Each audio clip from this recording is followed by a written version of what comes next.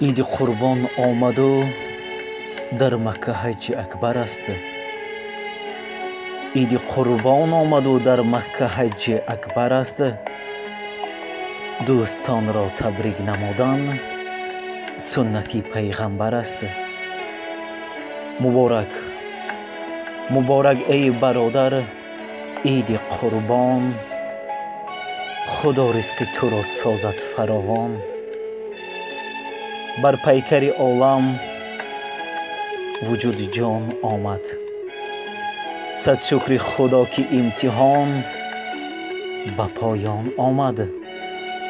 از لطف خداوند خلیل الرحمن یک عید بزرگ به نام قربان آمد.